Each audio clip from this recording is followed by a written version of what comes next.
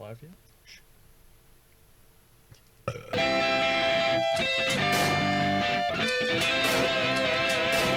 The Unshackled.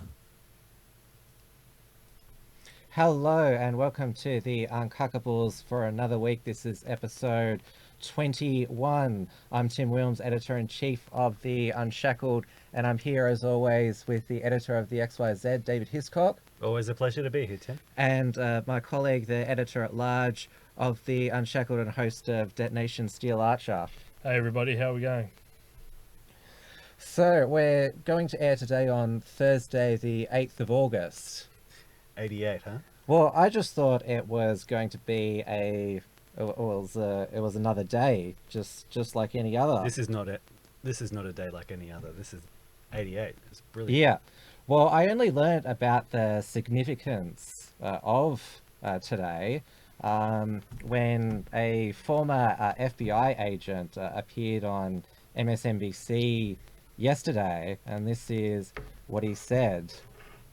The numbers 8 are very significant in neo-Nazi and white supremacy movement. Why? Because the letter H is the 8th letter of the alphabet, and to them, the numbers 8 together stand for Heil Hitler. So we're going to be raising the flag back up at dusk on 8/8. No one's thinking about this. No one's giving him the exactly, advice, except but you. Yeah, so you heard at the end there, nobody's thinking about it except you. Which is, so he claims that Trump was raising the flags back up from half-mast because of the two mass shootings in El Paso and Dayton, Ohio. He wanted to raise them back up today to symbolize the rise of Nazism or something. On the 8th of the 8th. Yeah. Is Trump signaling again, huh? And as that person said at the end, he was the only person who ever made that reference. Yeah, okay. So obviously overthinking it. Now we've put in the title tonight Epstein, because we shouldn't forget about that name. Yeah, it's amazing how fast a name can go out of the news cycle, huh? It's They're good meme, by the way.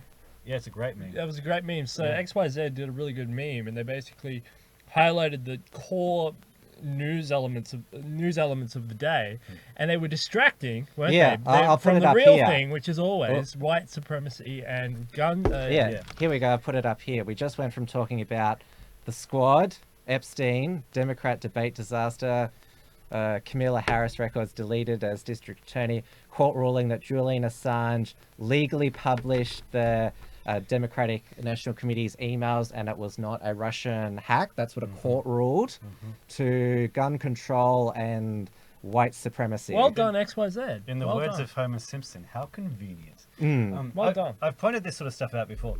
I'm sometimes a little suspicious of, like, all of a sudden we're talking about this story rather than that story last week, because like I hear that sort of argument used all the time, and either side of politics, anybody who's interested like in one subject will make the argument. But this is basically how the mainstream media operate. They will make everything about something. They will make everything about the issue that they want everybody to focus on. And it's almost Alinsky-like. They are constantly shifting ground, so we're always supposed to be angry or upset or anxious about something, and it'll always shift. And so it works in their favor to just have a weekly shift or a fortnightly shift in the main topics that are on all the news boards. Do you know what we're not talking about anymore? Epstein. No, storming Area 51. Remember, that was the initial distraction from Epstein. Well, it was just a little bit too silly, wasn't it? Yes. So they Maybe that was the beta run, you know what I mean? just that. Well, everyone fell for it. Yeah. So we haven't heard anything from it since. Area 51 is a good one because a lot of people think Area 51 is the alien storage capacity facility and all that. I think that's funny. I mean, do you guys subscribe to this idea that the aliens are all there at Area 51? It's possible. It's possible. No, I don't think so at all. I mean, I think it's the it's the front. I mean, if they were going to store them, why would they let it in such a public area? I mean, it's silly. It's Well, that the- we the already aliens- know has aliens in it, or that we suspect has aliens in it. Like you think, okay, Area 51, it's been Yeah. blown now. We'll move them to somewhere else. Yeah, yeah. Yeah, exactly. They've got it in an underground vault 10 miles down in Area 52, don't they? Yeah. Yeah, and wherever Area 52 is, I mean, he's exactly right. So, no, I don't think It's like they used to say about the secret police. It's not the secret police you got to worry about. It's the secret police. that's it. Yeah, this is the notion. You know, MI6 doesn't exist. Yeah. This whole idea. Yeah. So This is a pretty good preamble for what we're going to be talking about, huh? Given the crackdown on conspiracy theories. Oh yes. Do you want to go straight to that? Oh no, let's go with the incidents. Okay. But the shootings and all that, I mean, that's what the whole notion is that they've distracted from all these other topics, whether they're silly ones like Area 51 or whether they're really important things like Jeffrey Epstein. There was another meme actually, which I haven't shared on XYZ yet. It's this image of some bird like holding up a sign, and it's saying there will. It was supposedly shared on poll a few days before the mass shootings, saying, "Expect to see a mass shooting to distract from the focus on Epstein." Basically, Well, that's a good. That just could be a good guess. Like I think, because there's always mass shootings in the United States. They probably put that thing up every day as well. But Mm. yeah, it's again, that's why I'm saying, you've got to sort of take the argument, okay, it's a good diversion with a pinch of salt, but on the other hand, yes, it is a really good diversion. I like this person's comment here. We're storming Ayers Rock here. Whoever said that. Yeah, that. I second that notion. I They second that can't notion. stop us all from Yeah, Yeah, climbing. we should all Exactly. turn up there in October and just climb it. You know what? Yeah. You know what I find really depressing. Oh, I shouldn't say this. No. No, say it. Now I'm intrigued. You have to say it. Well, like back in the 80s or 70s or whenever when they were putting in all the chains and stuff. I mean, drills and chains. I mean, it takes a lot to make a chain. It takes a lot of ingenuity, complex manufacturing to manufacture a drill. And so when they did that, I was really impressed. And now they're saying that that's destroying a sacred rock and all this sort of stuff. I mean, it's like it's a feat of engineering. I mean, Yes. I'm quite disappointed. A feat of engineering that I don't think existed about 200 years ago. Yeah, in Australia. exactly. Yeah. Like they drilled some chains in and let people walk up there, and that is a feat of engineering. It's Yes. kind of like if you want to pull the Eiffel Tower down or something, it's like, Oh, so yeah, like because Western man has added to Ayers Rock, now they're trying we to own a pull- part of it as well now. Yeah. Yeah. It's just from an engineering perspective, I was a bit disappointed because now they're going to tear that out, and the rock will be altered. I mean, it's permanently altered. You can't unalter that. You can't put silicon in it or something and pretend it didn't happen. Maybe some putty.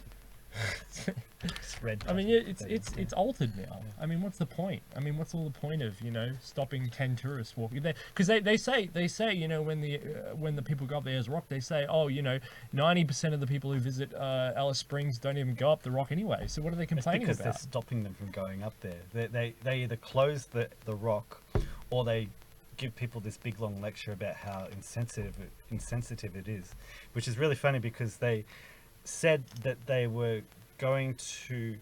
I've never been up it. I've seen it. I've never been A up. couple of years ago, they set a target and they said, "Oh, look, if less than say 15% or 25% of people, visitors to the rock, climb the rock, then we'll shut down the climb." So they limited the amount of time that people are allowed to go up there, and they browbeat people into not climbing as well. And so then they won, and then they've magically been able to arrive at this magical figure. I'll make the audience a promise. If I get close enough to somebody very powerful, say in a country that we rely on, either in China or the United States or some other country, what I'll do is I'll say, hey, look, or here in Australia, I'll say, hey, look, we have a law and it says you can't go up the rock, but you know what? Put pressure on the Australian government, like Donald Trump, for example. Say 2020, he wins, he becomes the president again, and he comes to Australia and he says, I want a trade deal. And then the government goes, we'll love to give you a trade deal. But he says, but you know what? Actually, I really want to go up the rock. And they go, oh, well, that's illegal. It's closed to the public. well, I'm sorry, you ain't going to get that trade deal. Maybe. And then the government will go, oh, well, for you, we'll make an exception. We'll maybe. make ASRock great again. I would love. I mean, come on, America, come on, Donald Trump, put pressure on the Australian government. Wait till it's illegal. Wait till it's shut down. Not now. Wait till it's shut down. Wait till it's illegal, and then say, hey, no, actually, I really want to go for a climb up that rock. While we're on this subject, I know we're supposed to be talking about mass shootings, but this is far more interesting. Yeah. Maybe in order to prevent People are shot every day over there. Don't worry about it. so true. Actually, did you see Neil deGrasse Tyson's tweet? Yes, that more and more people die of heart attacks, other Botched medical procedures, car crashes in the same 48 hours. yeah. And shootings were. what race is Neil deGrasse Tyson? Well, he's not American.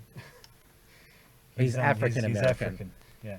African American. So, he didn't exactly get sucked into that.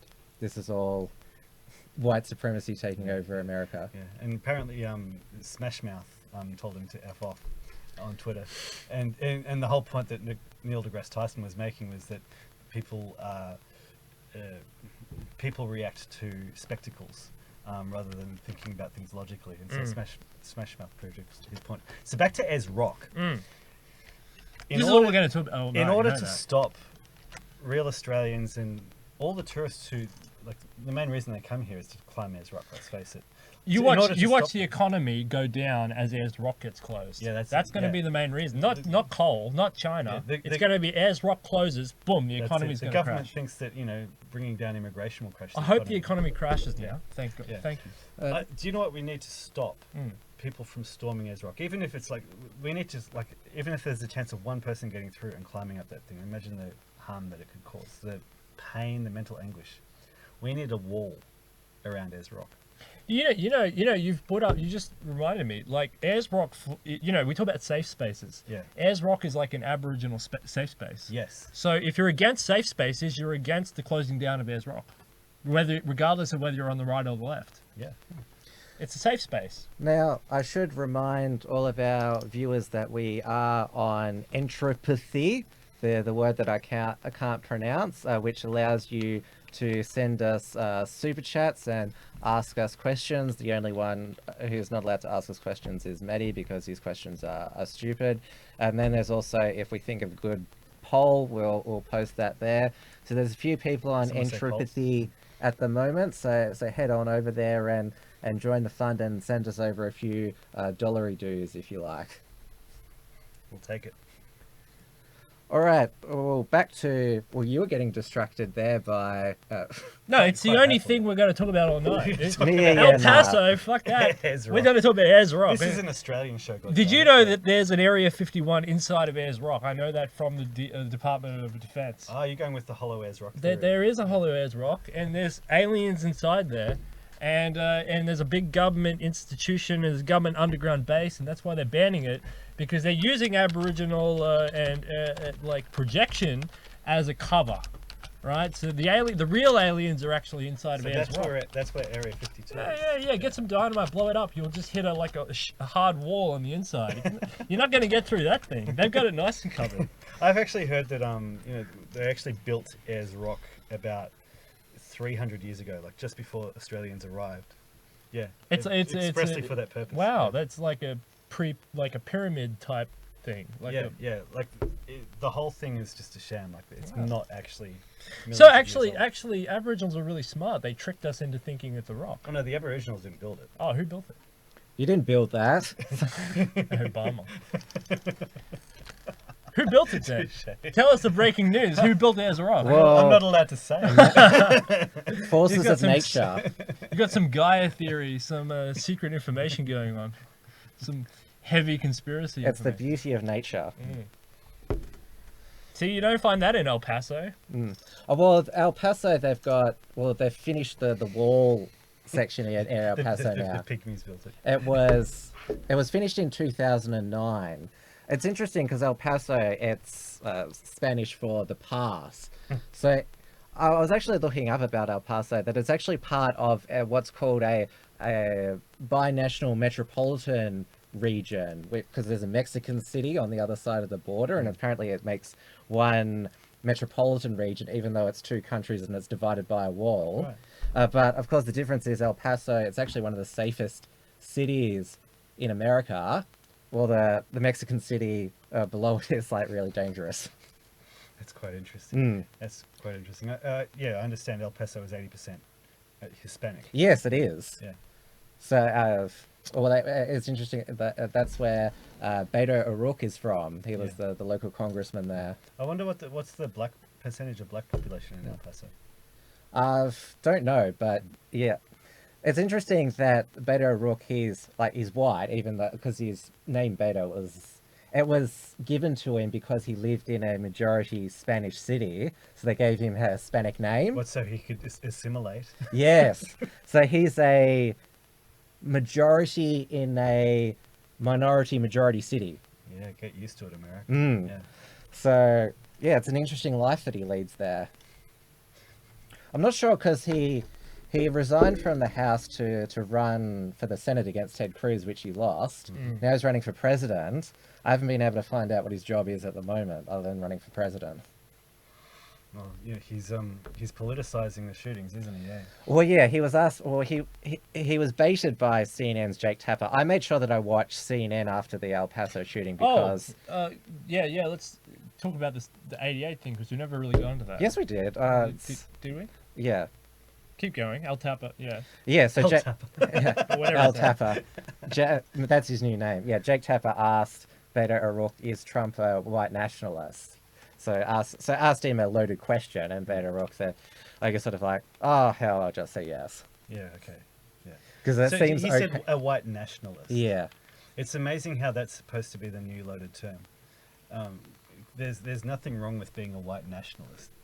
You can get into some really interesting discussions over white nationalism, whether you should be pan-European or whether it's whether you're a nationalist who's white or whether you're a nationalist for your own particular country. But white nationalism is just saying, yeah, I'm a nationalist in a white country and I want my country to continue to look like the white settlers who made it in the first place. I love the fact that they're actually trying Well, to you know what demonize I that don't word. like. The whole CNN thing. It's disturbing because they jump. Yes, you might agree with this, and I'm fine with that. But I don't like the fact that they conflate white advocacy and white nationalism, because white advocacy is mum and dad. Okay, like if you have children. If you're a mum and dad, or just a normal mum and dad who has normal kids, you're a white advocate, okay? And then they say, no, you're a white nationalist. Yeah. And it's like, no, even if you didn't expressly support these opinions, they push you to the hardest, most extreme edge just simply because you exist. They're trying to push that Overton window back. Yeah, and I hate that because, people are allowed to be white advocates. You're allowed to be white. Yeah, Well, and that's have the whole inherent notion preference. of it's okay to be white because Yes. it's trying to demystify this CNN narrative that says, you go down to the shop, you are a white nationalist. You wake up in the morning, you must be a white nationalist. And it's like, no. Some people are allowed to speak on these issues of the mass disenfranchisement of whites across the world, the mass displacement of whites across the world. They're just white advocates. Yeah, absolutely. Here, the left will never give ground on anything. And so this is one area where they understand that there's a huge amount of pressure to shift the Overton window to make what we're talking about just mainstream. But they know that if they let that move, it's just going to keep moving. So they have to actually just continue to lie and say, no, that's white supremacy, white nationalism. Essentially, they're saying you're a Nazi, you're an evil person. I know. They're saying This they're is their essentially- tactic, yeah. They have to push to the hardest They're edge. essentially saying, oh, if you're standing up for your white parents, you're going to gas 6 million Jews. That's essentially the connection that they're always trying to make. And they will never stop making that. I noticed that the establishment right conservatives, they reacted quite differently to this massacre than they did to Christchurch. Because remember how Scott Morrison said immediately after the Christchurch massacre that it was carried out by evil right-wing white nationalist terrorists. And I noticed that Scott Morrison this time around after El Paso just said, oh, this is a evil, despicable act on Twitter. Our thoughts and prayers are with the victims. So That's obviously, quite interesting. Has he been given a hard time by people on Twitter? Have people on Twitter, like I always find it really interesting when I've heard this used on mainstream media. They've said, "Oh, this person has been criticised on Twitter for saying this." yes. Has he been criticised on Twitter? I don't know. I was busy checking out everything else. Yeah, I understand. Yeah. But I noticed that because there was the shooting in Dayton, Ohio, I noticed that a lot of the conservative commentators, they weren't saying anything on the El Paso massacre until they learnt the politics of the Dayton killer. And it turned out to sort of seems their relief that he was an Antifa Elizabeth Warren supporter. Yes. And so they were able to say, oh, look, Left, you've got mass shooters as well. Like, you can't talk. And so both sides ended up just like, oh, see, you was blaming each other. There was a blame loop. That's what I wrote about in my article. Yeah, that's a fair call. It has been refreshing just to see that people aren't buying the narrative. From what I've seen on social media, people are saying, no, look, the shooter in Dayton was a leftist. The shooter in the at the Garlic Festival was a leftist. And they pointed out that this guy's, the El Paso shooter, his, the thing that he put on the internet, what do you call it again? The manifesto on 8chan. Yeah, it doesn't quite line up with like being a real conservative. Like he's a bit of an eco-fascist again. He talks about the universal basic income. He's not. It seems quite disjointed, and so like well, it's people understand that the media narrative on these shootings is rubbish. The media just keep going with it, but people aren't buying it. Well, they don't. Neither this shooter. I should bring up his name. You're not supposed to mention the name.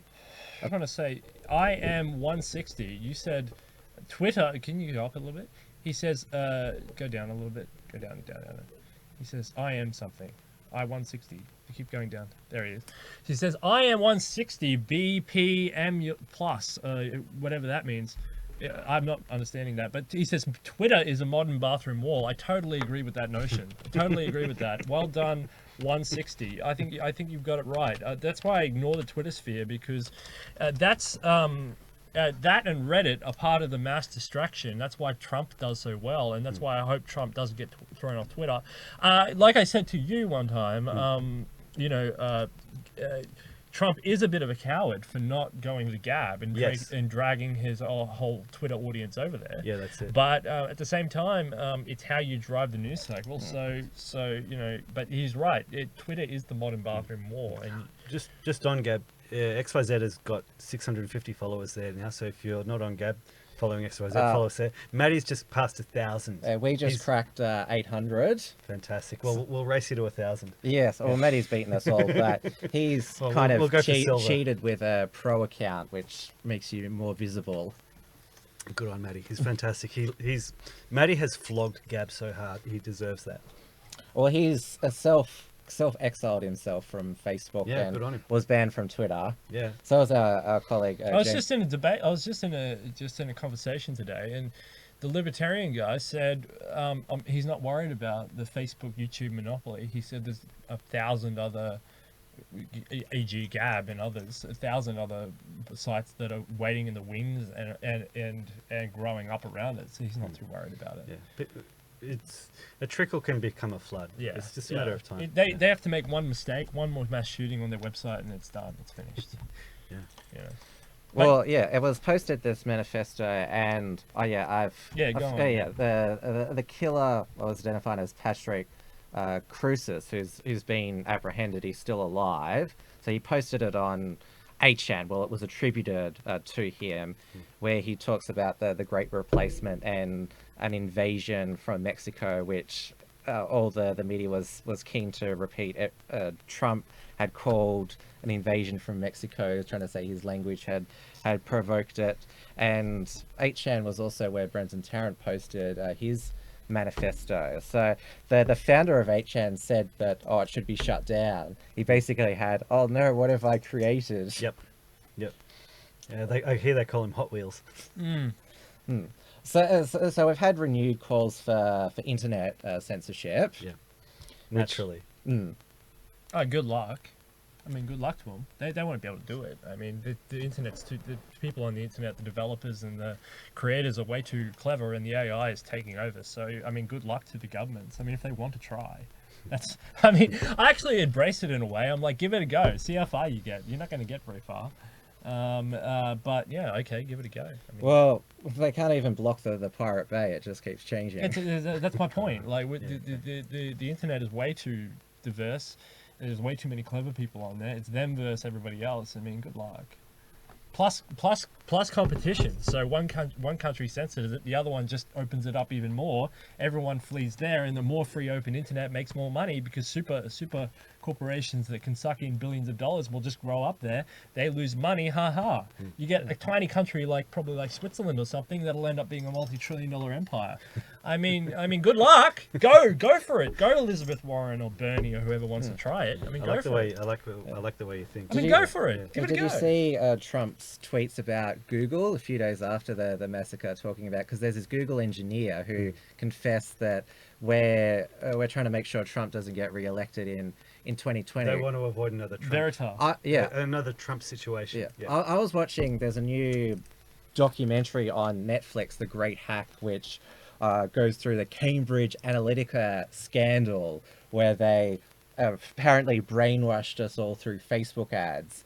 And like it goes through these two whistleblowers. Didn't work. Yeah, but it's basically what I got from the documentary was that the person that made the documentary, he's pissed that Cambridge Analytica was better at reaching people on Facebook to vote for Trump than the opposition were at getting people to vote for Hillary. That's basically, they lost the Facebook wars, and so now they're screeching, it was brainwashing. Yeah. They got onto the internet earlier than conservatives did. They were boasting about how Barack Obama was the social media president, and Kevin 07, he had his strong social media campaign, and then all of a sudden conservatives learned how to do it, and we did it better. Yeah. So as usual, we don't expect the left to play nice. Okay, this is one of the Cambridge Analytica whistleblowers. His name was Christopher Can you just Wiley. put his face up there Yeah, again? yeah. For us all to laugh That's at? why. That's why I got it. That's why I got it Yeah, up. Okay. So, stupid ads. Yeah, this is what he looks like. Christopher Wiley. So, do you think if you're working on Donald Trump or Brexit or any other conservative campaign, you can trust this guy? Yeah, if you were working in a campaign, you'd take one and you had to take a straw poll on who is the guy who's going to sell us out. It's like, yeah, this is the guy who's going to sell us out. That's great.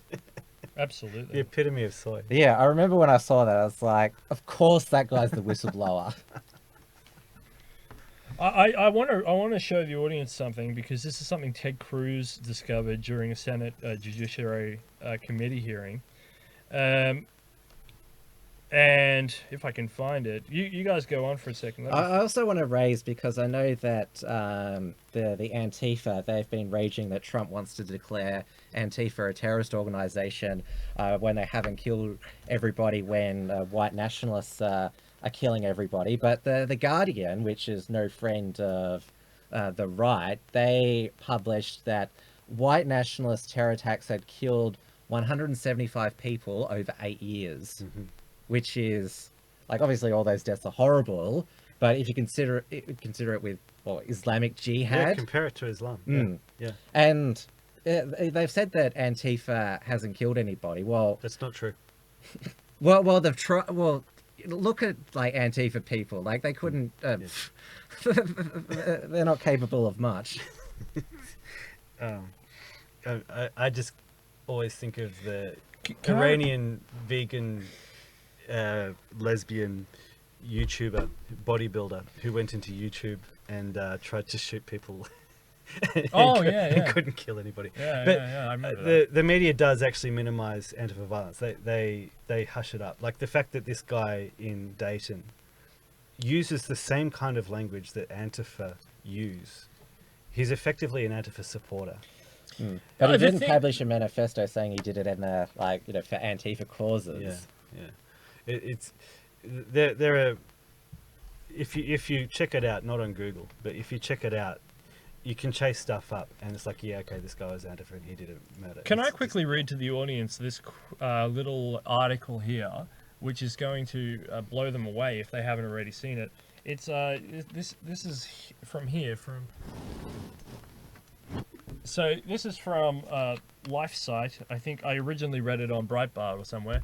But it says, watch, Ted Cruz exposes frightening power of Google to influence elections. So strap yourselves in. It says, the hearing that exposed Google's political machinations went very well for the top-notch lawyer, proven excellent debater, Senator Ted Cruz. In fact, Cruz made it look easy, first taking on and bridging the analysis of Dr. Robert Epstein, prominent social psychologist, whose research shows that Google can and will swing millions of votes by the way it modifies its searches and prompts releases to its Google customers.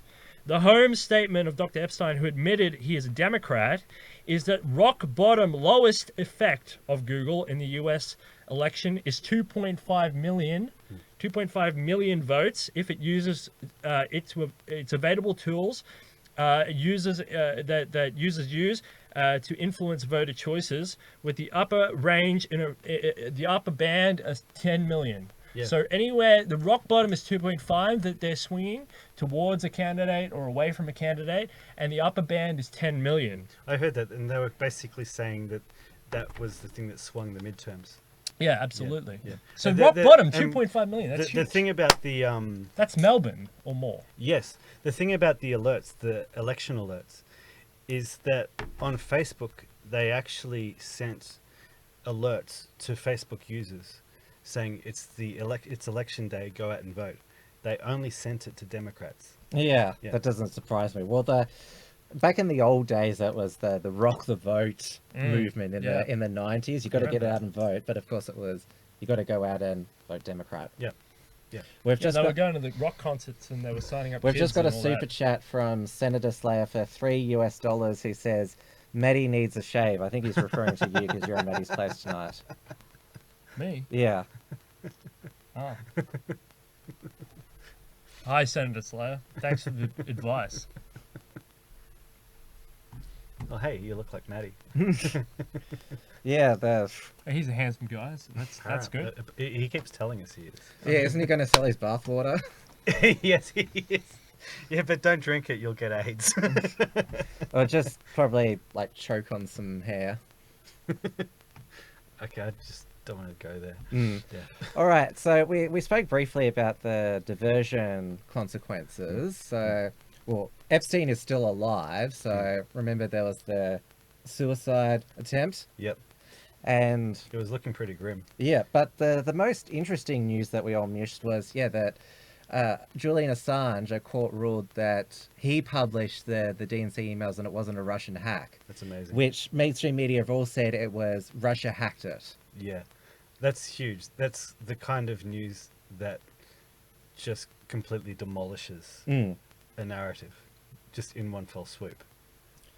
And it's getting so like you know that this Russia hysteria is completely ridiculous when they're saying that Tulsi Gabbard is the Russia candidate and that Russian bots put on Twitter hashtag Clinton body count, hashtag Tulsi destroyed Camilla. Yeah, and we've also got to remember a couple of weeks ago there were the U.S. Senate hearings where, who was it? The author, the supposed author, Alleged author the Robert alleged Mueller. author. Yeah, and he just went up there and looked like a confused old man. It was essentially elder abuse. What happened at that thing.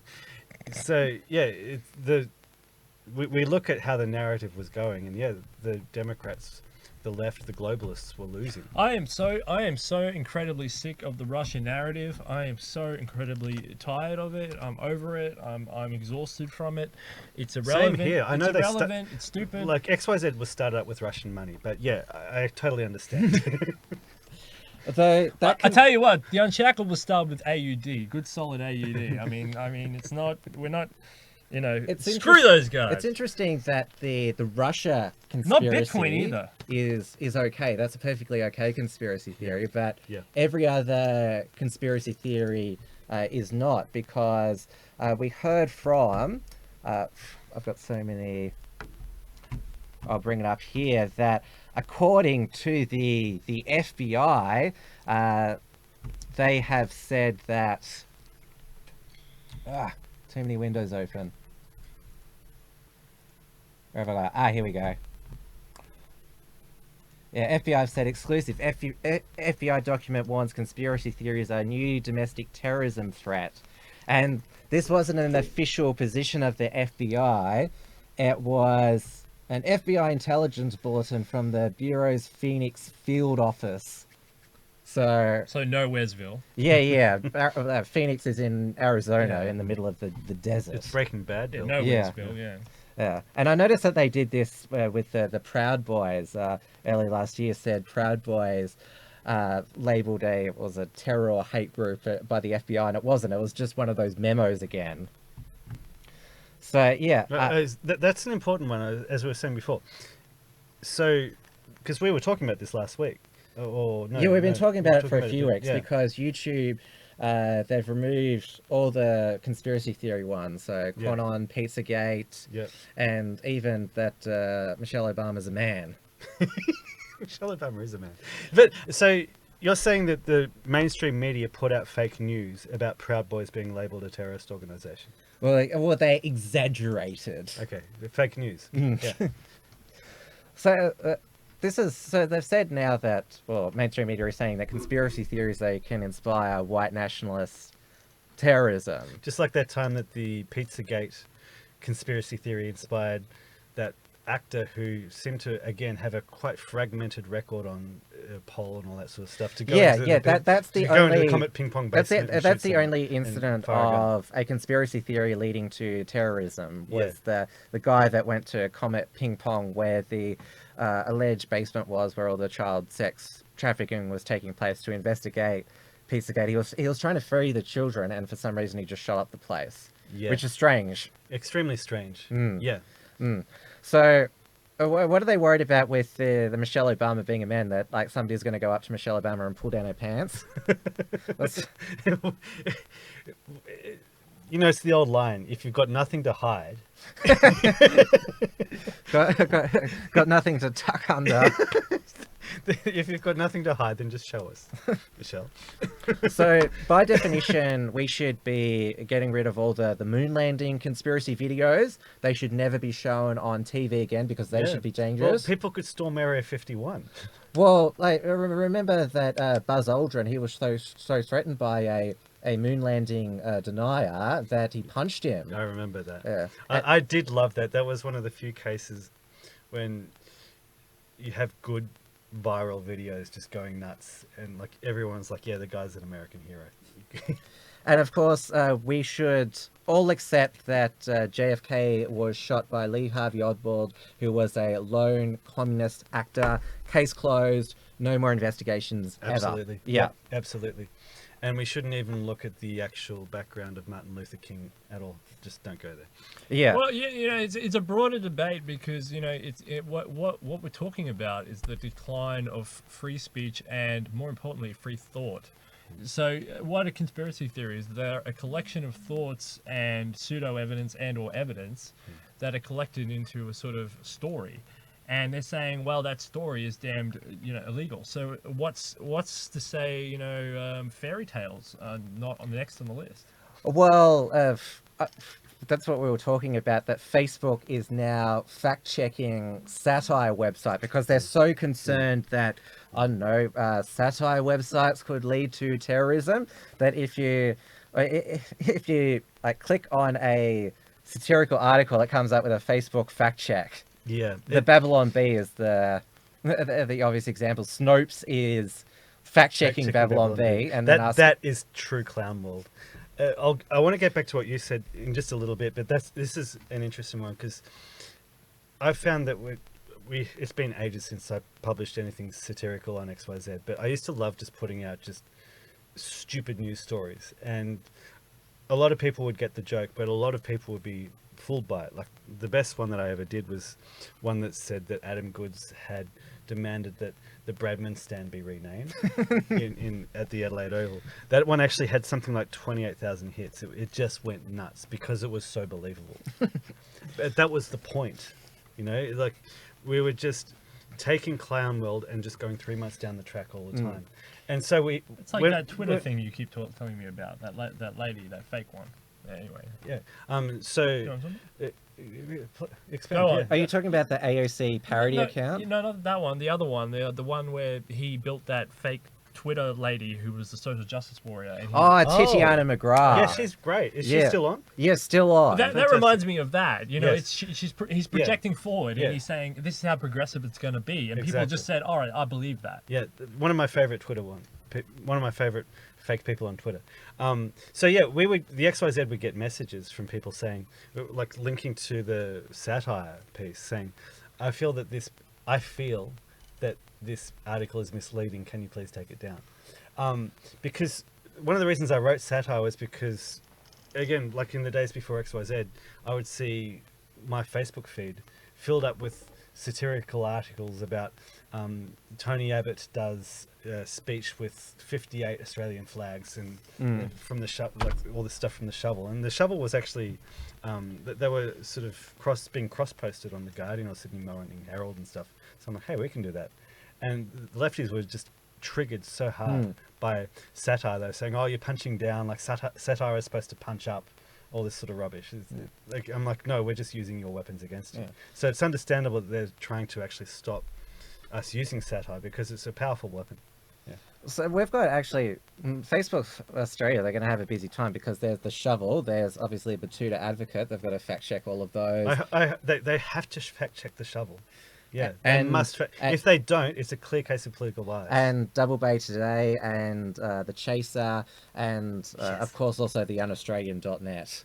So there's so much satire because, it seems that it's no laughing matter anymore. You didn't mention the project. Yeah, they're a fake news site. I hate them. Fake journalists. Yeah. All built for fun. Yeah. It's like 3 people got murdered. Hooray! Let's have a joke. You know what I mean? Yeah. So you were talking about McGrath? no, before that, about truth, about Oh free yeah, speech, the story. Yeah. It's about mind control. Conspiracy is just Yeah. Well, you just think about what they're trying to do. They're trying to shut down critical thinking. If you think about a broad term, Yes. no one I don't even want to read conspiracies that are way out there, but I choose not to read them if I don't want to. So if Alex Jones is banging on about, I don't know, humanoid hybrids in bottles and jars down somewhere in the Antarctic that are being, if I hear that, I go, okay, whatever. I want to see some research. I want to see some proof. If it's just Alex Jones banging on about it, I'm not going to entertain the idea. I'm going to shut off because I have a brain. And I'm going to be like, if he provides further evidence, if he links to actual research instead of just saying he links to it, but he never does, or if he just goes to a Daily Mail article about something that might be about something about my theory, you can ignore that. But the broader context of it is they're trying to shut down people piecing stories together, Yes. and thinking critically and analyzing situations, Yes. about anything, and that's the danger. Okay. And because once you go down that road, you get a gloop mind where you accept everything, and what they really want is the fear-based, because all warfare in modern warfare, in psychological warfare, is about fear-based. So if you're too fearful to think for yourself and think of what is a conspiracy, then you won't piece evidence together. Therefore, you always accept narratives, and therefore, in the overwhelming amount of information that's out there, especially on the internet, where you're indulged with information, you wouldn't dare piece any of those 2 or 3 bits of information together because you're too frightened to. So you just say, okay, I accept whatever my overlord masters at Fox or CNN or ScoMo or Trump or whoever, whatever they tell me must be correct because I'm too frightened to think anything else because Minority Report. Yeah. So this is really, really interesting. 3 points on this. First of all, yes, conspiracies happen. Like, think of like the assassination of John F. Kennedy. Well, Gulf of Tonkin and Operation Northwood. Yes. Julius Caesar was assassinated. And that was a conspiracy of his peers. So conspiracies have been around for as long as humans have been around. So secondly, on that thing about piecing information together, one of the things that sort of helped me sort of with my intellectual and political formation was reading Tom Clancy. Yes, he's a boomer, a Zionist. He talked about the way that Jack Ryan operates, like the main character. He's an analyst. He starts off as an analyst at the CIA, and he just gets information. And he talks about the way that he just pieced together information in a different way to all the other analysts at the CIA. And he impressed his bosses because the bosses were like, nobody's pieced the information together like this. And this is well written. So like, that's kind of how I like to approach my writing as well. Like, I'm like, okay, let's look at the information. Let's piece it together to make this narrative. And so the main point here... They're trying to make it a lost art. Absolutely. So the main point here, you're talking essentially not about conspiracy theories, you're talking about alternative explanations for something. Because you can make the argument, well, it's true. You know, if you want to become successful in finance or banking, like a very generic thing, you have to be able to put in a bunch of data from a bunch of different theories. Yes. So if you want to know where the RMB is going, or where the yuan's going, or which way the USD is going, or whatever, because you want to do a trade, you have to go, okay, I'm gonna like input a bunch of data, of economic data, and a bunch of political data, and a whole bunch of other data together in my head, and make a narrative, make a story, and then I might know, and then I can bet which way the currency is going, then I can place my options, and then I'm done, right? And you make your money. That, they don't want that. Yeah. They don't want that. And they invented, well, not necessarily invented, but they invented a whole bunch of type things to distract people who could critically think in order to hoard them into these industries. So if you go to, say, Thailand or Vietnam or something like that, you see people and they're on a rice paddy, and they're China or something, and they're working on a rice paddy. They're just a unit on a production line called rice. In the West, you go and there's people sitting on a computer and rows of computer. Those people are no different from the people in rice paddies. They're literally exactly the same. They just have a tool instead of a plow or something. They have a computer. And those people with the computer are armed with something a little different. It's called higher intelligence because of education, because it's been rammed into them because of public education. No comment on that. That's probably a good thing. But you have to somehow manipulate and control those people who now have the access to critical thinking, and they ram it in such a way that forces that critical thinking into a directional path. And as automation picks up and as the economy starts to collapse, there's more and more educated people with nothing to do. So all they're doing is sitting around in their house, starting to put information together, and they're scared of the rise of stories. Yeah. We're not done. So this is where I'm driving at as well. So the left are the ones who've actually made conspiracy theories the only accepted explanation for things. Yeah. Feminism is a conspiracy theory.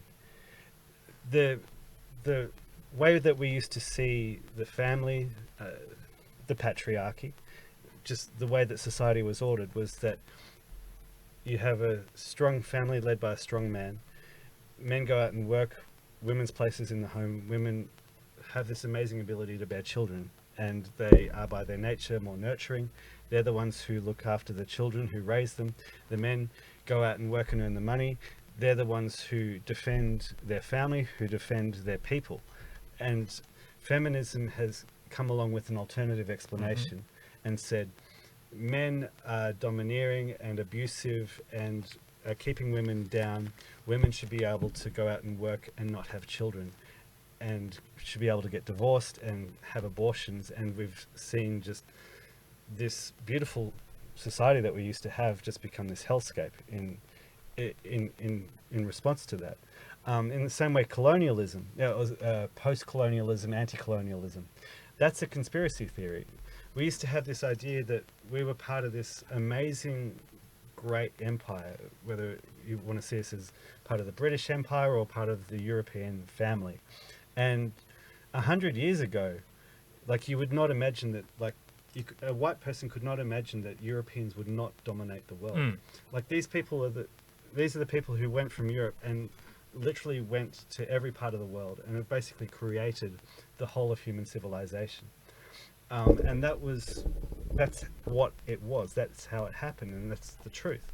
And we're the descendants of those great men.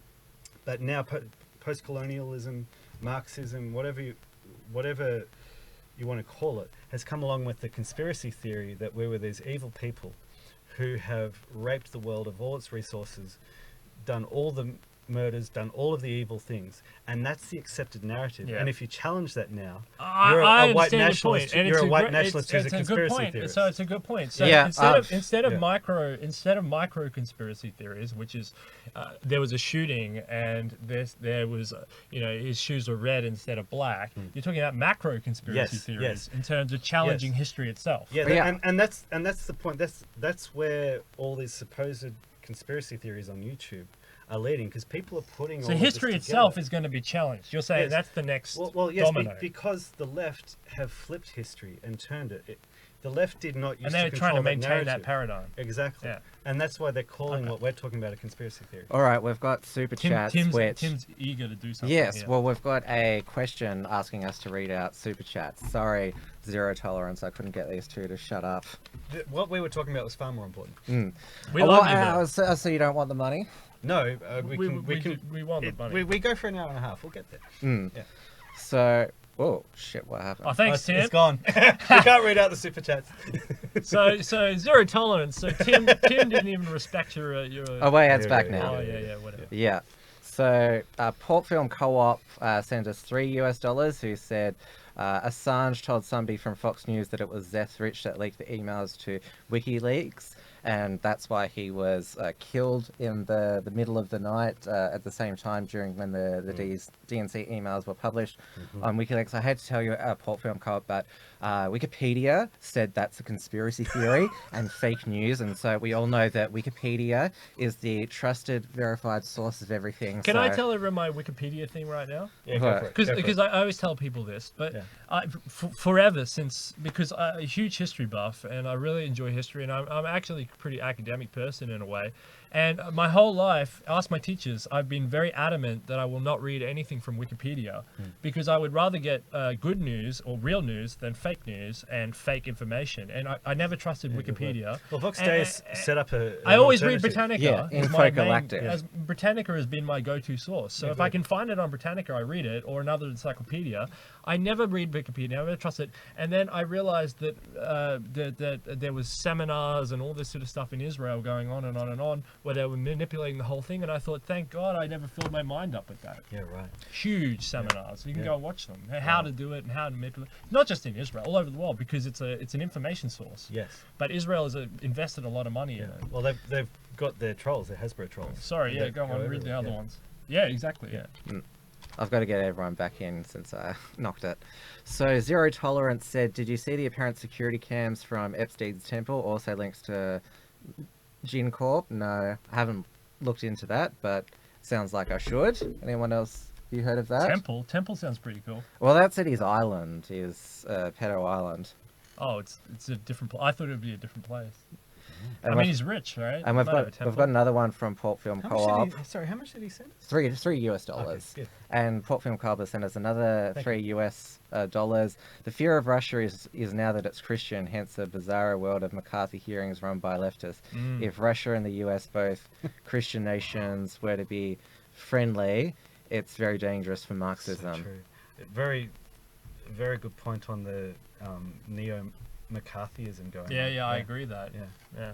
Yeah. Not that it must be stated that McCarthy did nothing wrong. McCarthy was actually a great man who actually stood up to the communists, and it all came out that yes, there were communists all through Hollywood, all through the government, all through the bureaucracy, and he stood up to them, and the communists in the media and all these institutions that he was actually trying to root out, they basically hounded him into an early death. Yes, he died, was about 6 months after he became well known. Yep. Yep. Well, it was just a heart attack, wasn't it? Yeah, in the same way that our cartoonist, what was his name? The guy who did the cartoon. Bill Leak, Yeah, yes. just like Bill Leak, that was just a Landon heart Good attack. says Yeah. attempted white genocide is the most important issue. I think I kind of agree with that. Well, this moves on to because Yes, it's the most important issue. Let's just move on. no, I'm segueing into something similar. Okay, good, I'm not silencing you because we do have like a lot of topics to get through. Go on, yeah.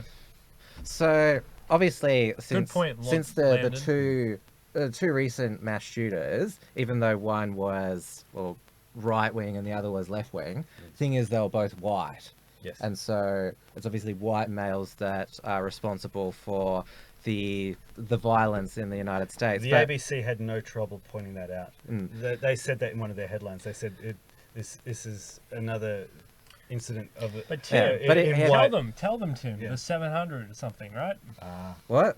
780 something over 8 years or something. Oh, I've already been through that. Yeah. You weren't listening to me. Yeah, but that's I mean, 175 over 8 years. yeah, 175. Yeah. Also, have you That's the seen? point. There's another meme that we shared where it shows the faces of all the mass shootings. Yes, I've got it here. this Here we year. go. Magnificent. Yes.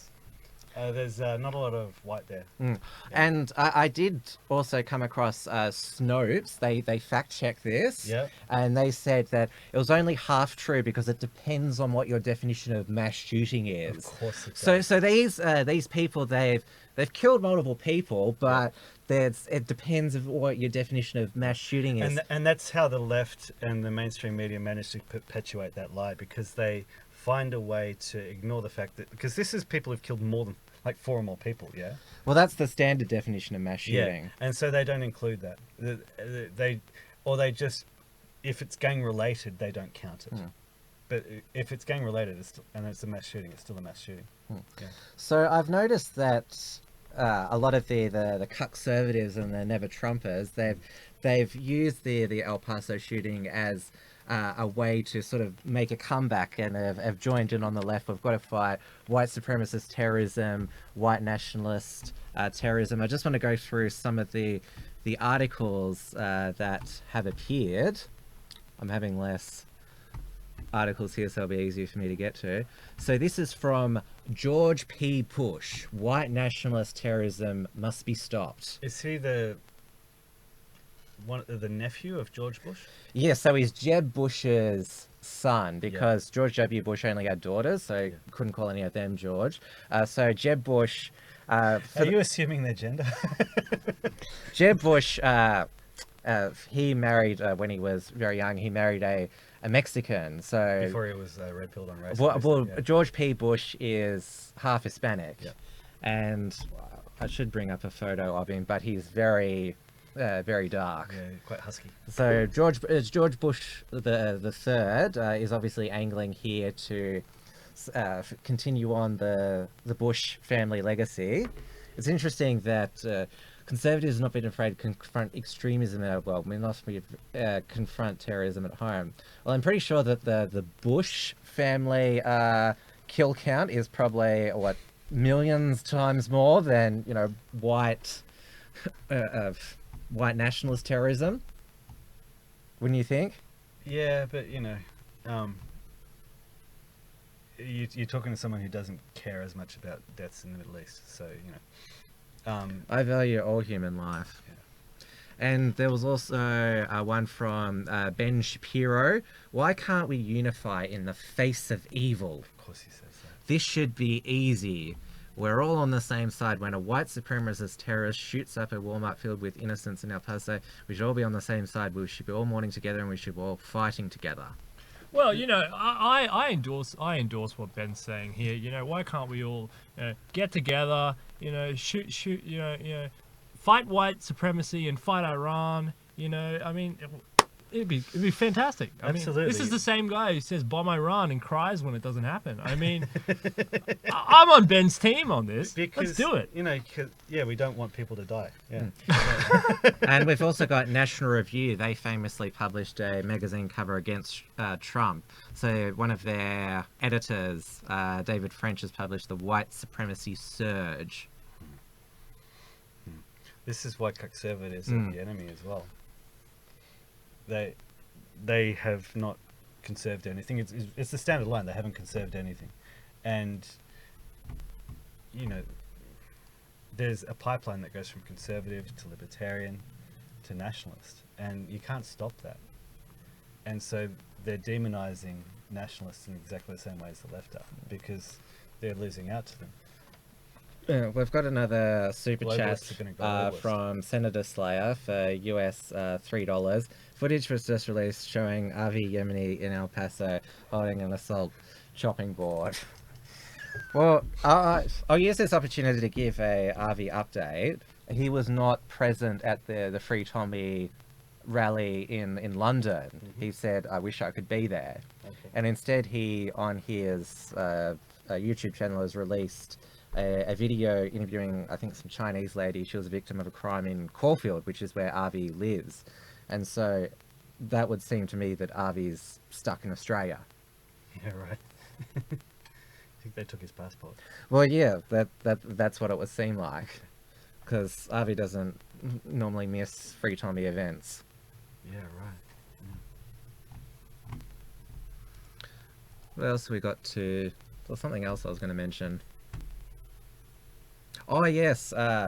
It's not just the US which has a white supremacist problem. It's us here in Melbourne. Or did you hear what happened at white supremacy headquarters in Crown Casino on the weekend?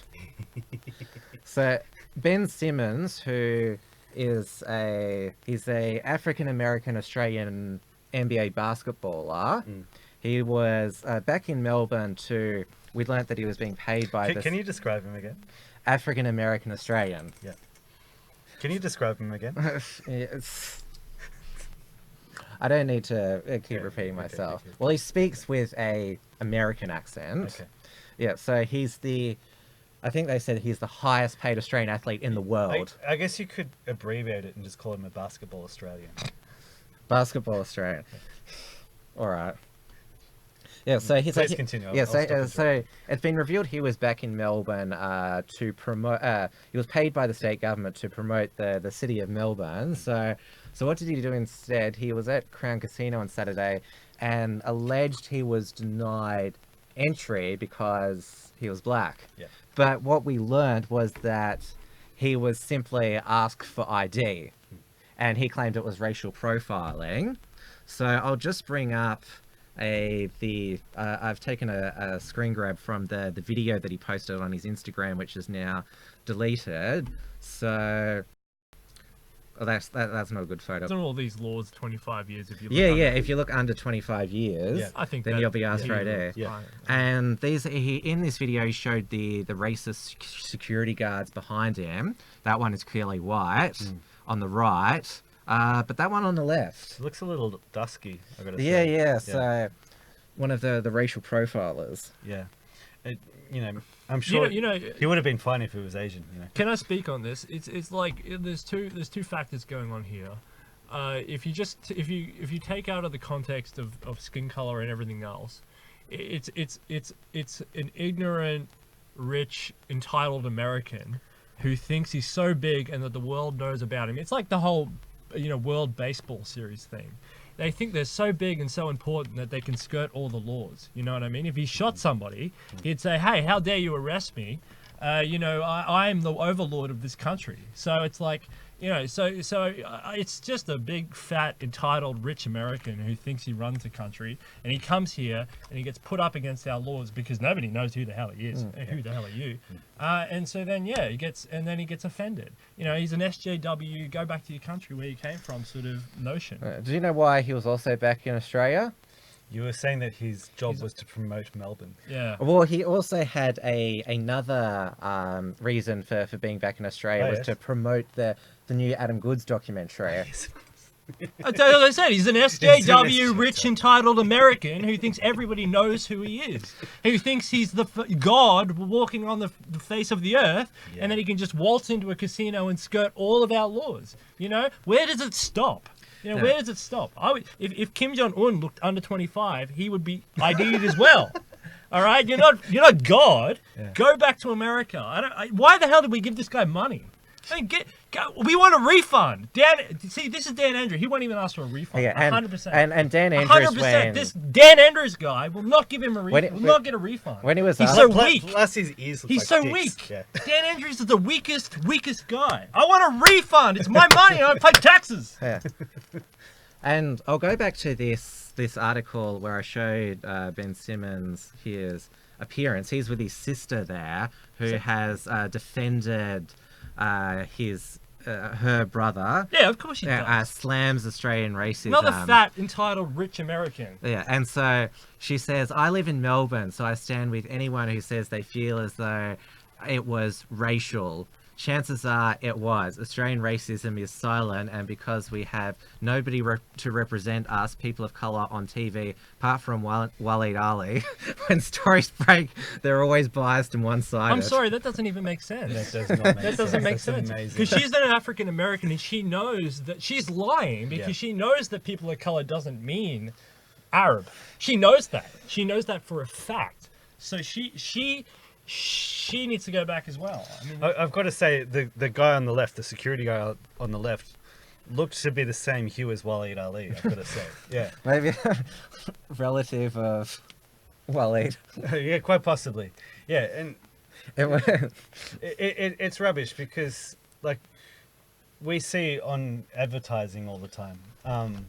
It's becoming almost ubiquitous, like for technology, for like a small little African child with an afro, they're always presented as the face of something.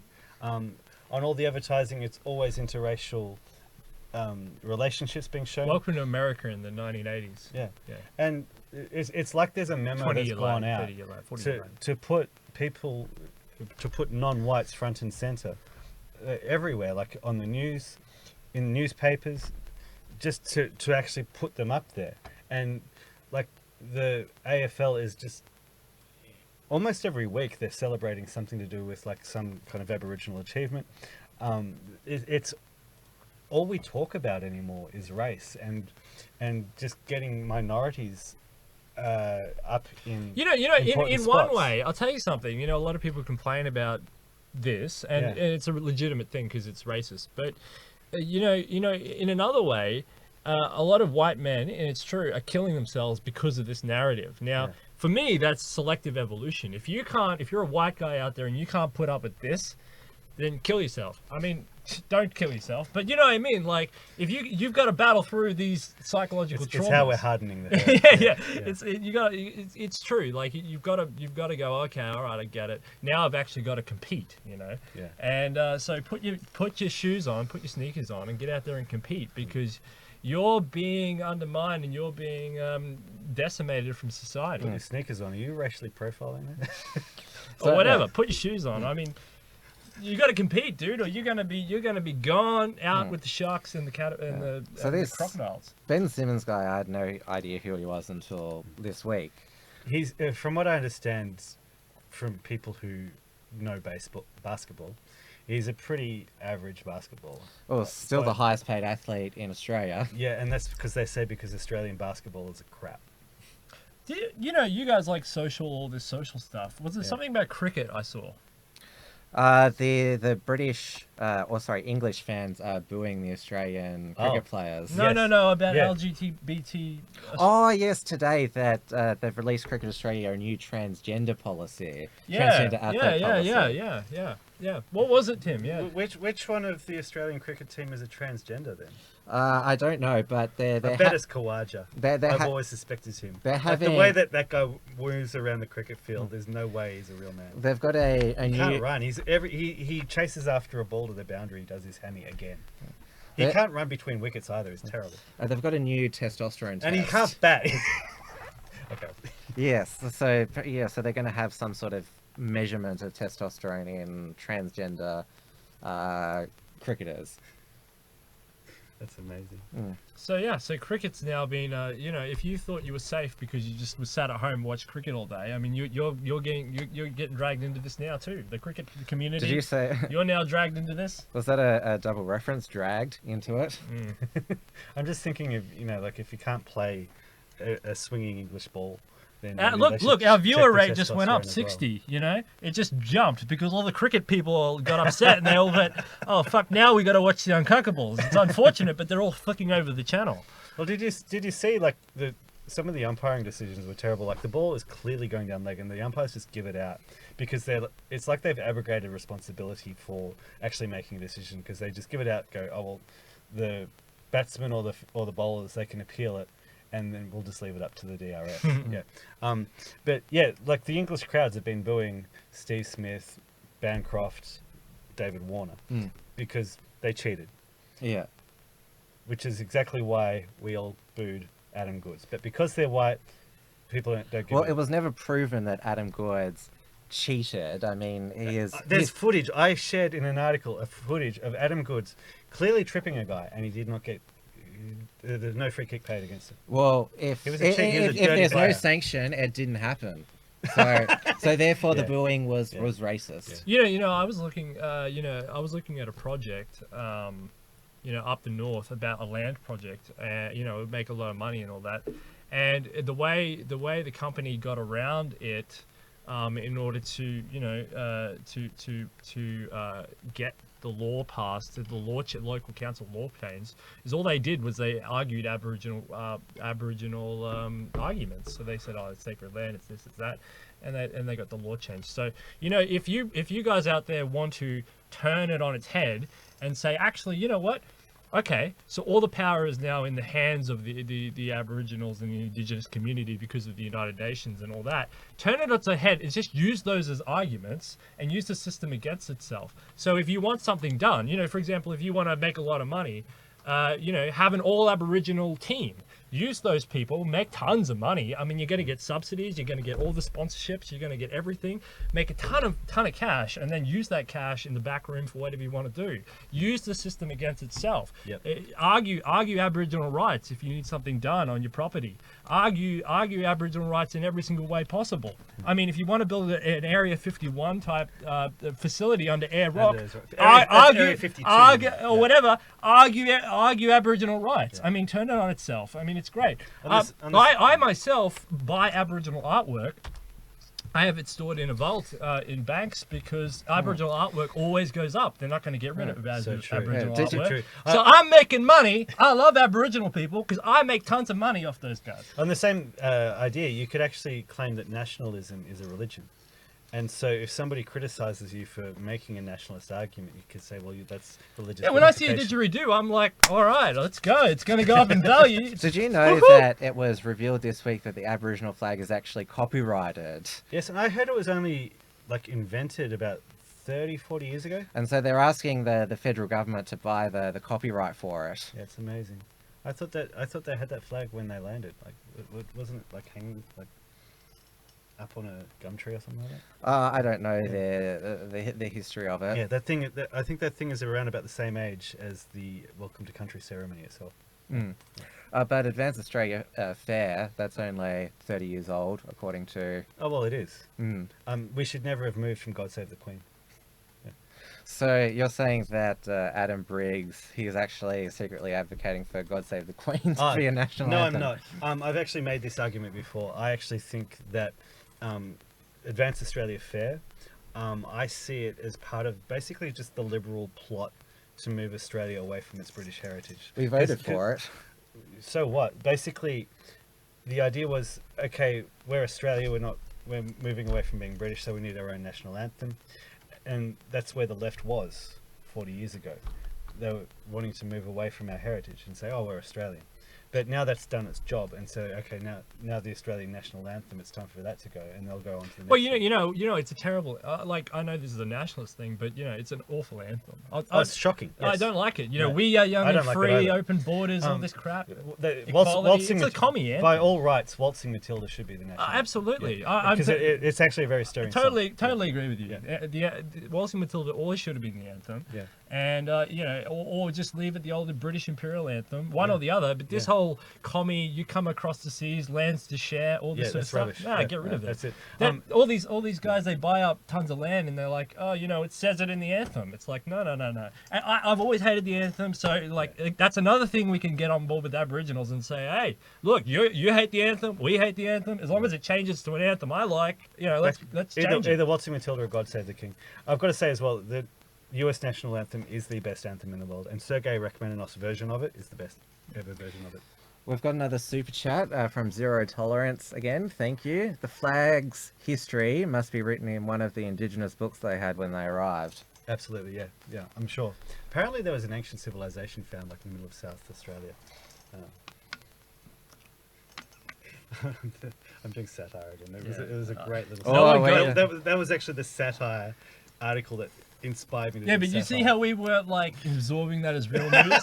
See, See, you guys are exactly You're learning like that, every Zuckerberg. single XYZ Facebook you're fan. learning that. This is Zuckerberg. how my fake news story about Adam Good saying the Bradman stand should be Zuckerberg renamed. said- This is how it got 28,000 hits. Look, Zuckerberg just said in the comments, "I just learnt something." They're writing the fact check article as we speak. Thank you, Mark. I appreciate that, Mark. Good The comment looks- from Mark. Those looks were amazing, actually. Are any of you familiar with Soph, the 14-year-old? I describe her as maniacal YouTuber, or now she's BitShooter. She's one of the best YouTube bit shooters I've seen. She's amazing. The videos are incredible. Yeah. So she got banned from YouTube for 3 hate speech strikes. The video that got her banned was one talking about Pride Month. She called it Pride and Prejudice, where she basically called it a celebration of people with mental disorders who are pedophiles, and so that was the end of her on YouTube, and she also got deleted off Patreon. Yep. And there was one where I think it was one of the strikes, or one of the serious moments for her, when the video starts off and she's looking at all these pictures of like there's bankers and people in the Hollywood and people who own newspapers, and she's like got all these connections between them all, and she's saying, I used to think you were all crazy. I thought it was just a conspiracy theory, but now I know the truth. The truth is that the people who run the world and have destroyed the world are all boomers. She sets it up. It was brilliant. There are 2 great moments of hers that I also like. She was talking about, actually it was just recently, it was almost prophetic. She was talking about I was shocked when I heard that people would shoot up their high school. Absolutely shocked. Like, seriously, why wait until high school?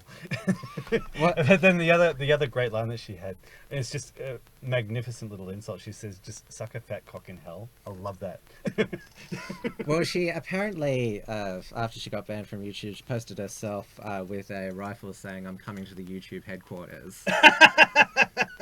She better shoot better than the last female who tried to do that. Or she deleted it and said it was a joke. So she cucked. Yeah, the vegan lady. What was her name? Like the YouTube shooter. Yeah. Speaking of teenagers, have you heard of Greta Thunberg? Yeah, you were mentioning it before. Crazy.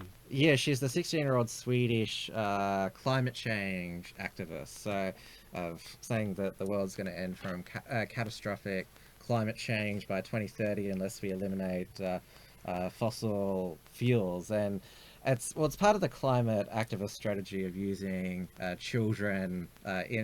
Obviously in Australia we've seen the climate strikes, encouraging children to take the day off school. And it reminds me of because the reason they put children into the front line is because, like, how can you attack a child?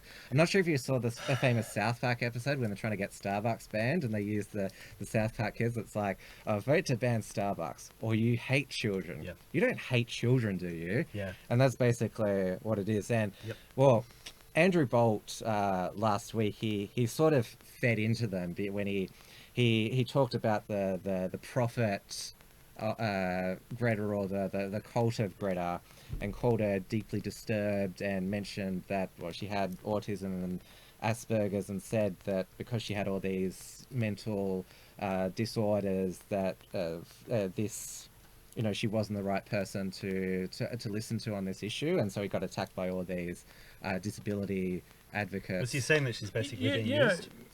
Oh, well, that was part of it as well. Yeah. But in my opinion, like, you should just attack Greta because, like, her views. Because she's wrong. Yes, she's Yeah. wrong. Yeah. Like, you don't need to, like, if somebody from our side had autism, like, it doesn't mean that they're wrong. Like, they can still be quite correct on the issues. I'm just thinking of one artist in particular, but yeah. You were saying still? One plus one is always two, regardless of who says it. Yeah. But the thing is like, if you look at the left, right, it doesn't matter who, but let's say take the left.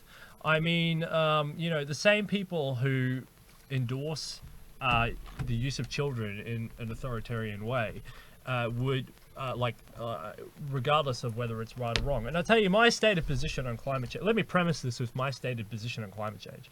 I'm leaving it till the 2020 to argue about whether it's cooling or warming, because I want to see what's happening with the sun. I want to see what the next sunset's like. I want to see what's happening with the sunspots, if there's going to be more or less, and then I'll make up my mind, because it could be heading into global cooling. Who knows? But in saying that, the same people who argue and say, oh, that this woman's right, I've seen them post and argue that, say, for example, the use of children singing in North Korea songs for the leader, or in Stalinist Russia, choirs of children is a bad thing. Yep. So it's saying, oh, how can you deify some totalitarian leader?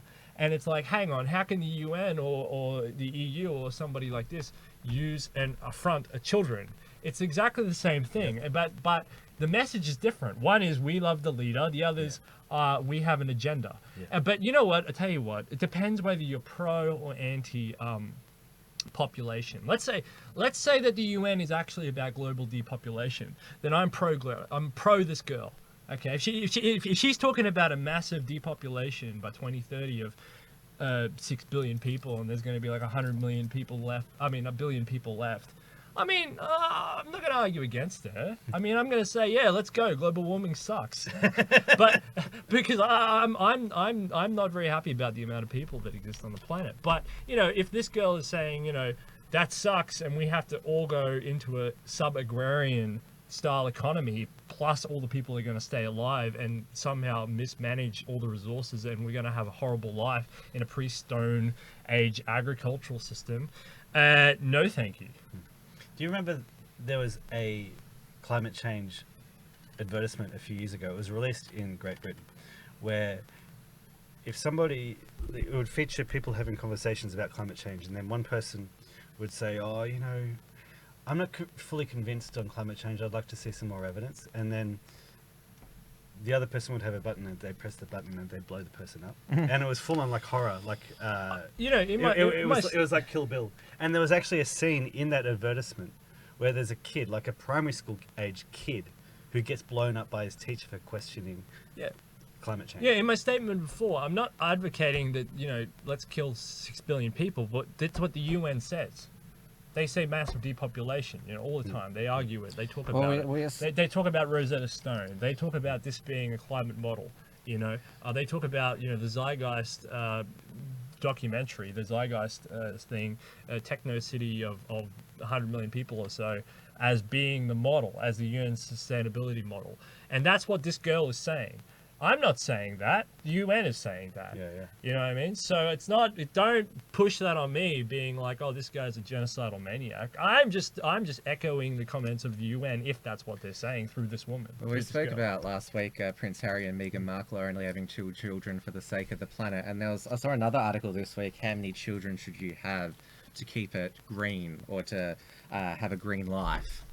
Were these articles published all over the Middle East and Asia and Africa? I think just in the Anglo press. Yeah, fancy that. Well, another way to make sure that there's not many offspring is to abort them, which is what the New South Wales Parliament has been debating this week, because at the end of last month it was suddenly sprung on the people of New South Wales by the independent MP for Sydney, Alex Greenwich, that they were going to introduce a bill to decriminalise abortion, make it so that you could get an abortion for any reason up to 22 weeks, and as long as 2 doctors signed up for it, then it could happen until birth.